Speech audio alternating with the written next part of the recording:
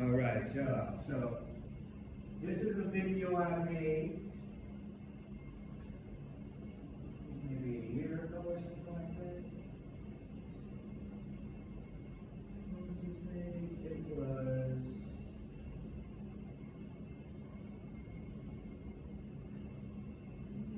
was a year ago. Yep. Okay. So this is called the Who's Who, What is What, and the how and why of storytelling. Now, remember, I was telling y'all this goes back to a time before writing, right? So we didn't have pens and pencils and papers to write on. What we had was our mouth, our voices, and we told stories. We would look up at the stars and tell stories.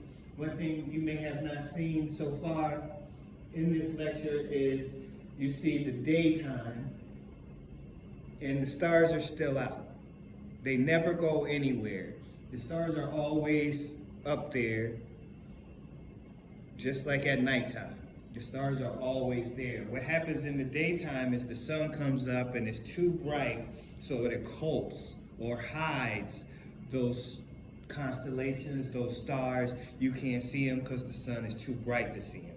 But as soon as sun starts to set, it gets darker, sun starts to go down, and the nighttime comes up and the stars are illuminated. But they're always there during the day, okay? And that was a big thing that helped us start learning how to decode, because we learned it's a wheel in the sky that keeps on turning. Thank you, Journey.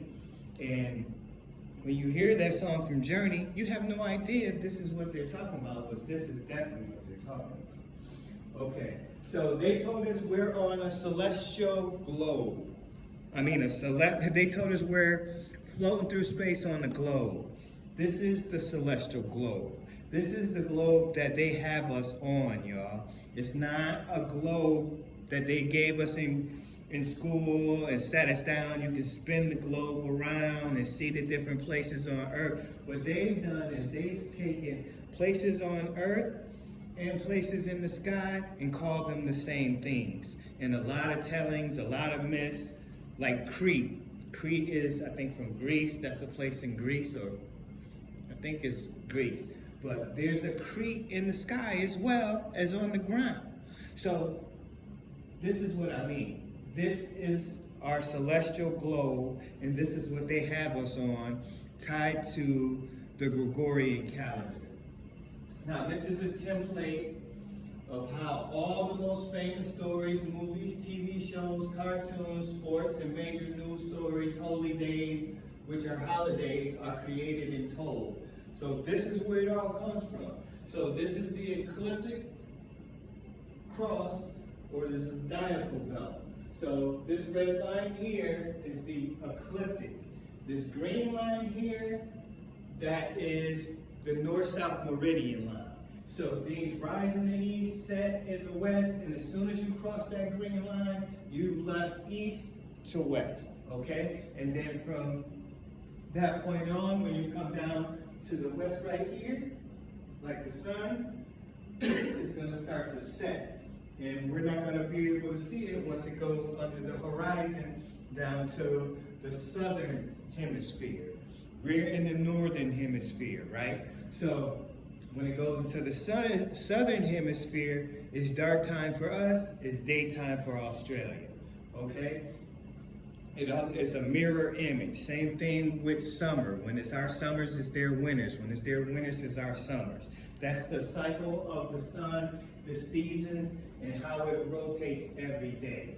Now, this is also called the all-seeing eye, or we call it the decoder ring, because you can decode anything we've ever been given, from Truman Show to whatever, Sesame Street.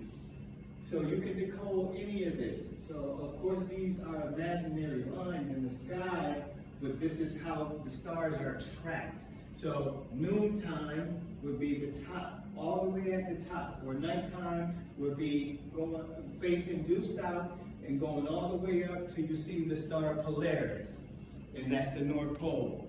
And then you're facing due south, so you would see everything rise and set, okay? These are the stories and how they're created. Okay, so this is the top of the cross.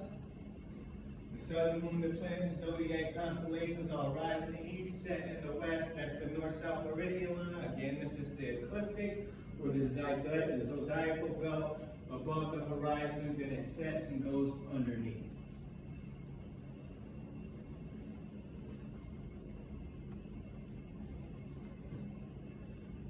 The who's who are the characters emulating the star constellations in the stories above. So below the horizon, created, being told in most in the stories. So these would be the characters, right? You got Orion up there, Taurus, Gemini, all these different constellations, right? These are the characters of the story, whether it's nighttime. Now what I'm showing you here is the underworld. Even though it's daytime, you can still check out the underworld. It's what's under the horizon. So see the stars in the sky up there, that's above the horizon. You can bring that down and you can see more of that. But I brought this up so you can see Sagittarius, Scorpio, Virgo, Libra. They're all still traveling on that wheel, right? Capricorn, Aquarius, they're all on this wheel and they're all traveling, okay? And so it's the sun, the moon, and the planets. Daytime and night, northern and southern hemisphere. This eye can see all of us all the time, and we can see it all the time. So, excuse me, this is the underworld, where hell or Hades, or, you know, all the mythical things they told us about underground or underworld. They even have underworld movies. Well, that's where Freddy, Jason, any of the horror movies are happening in the underworld, okay? And that's under the horizon for us in the darkness. All right, here's those logos again I showed you from before, restaurants. And then we got some of these characters here. We've decoded pretty much all of them, okay? And so daylight savings time is what we're gonna get into next. So I'm going to explain to you what daylight savings time is in our sky. Now it happens in the spring and the fall. This right here is our spring. So this is 3/5 of 2024. Watch Orion keep moving forward as usual, because the stars move. They move in like almost inch by inch, you know, by the hour. Okay, now from 3/5 is 3/8. Orion keeps moving. Now he's been moving slightly. Ooh, I got lucky that didn't come out.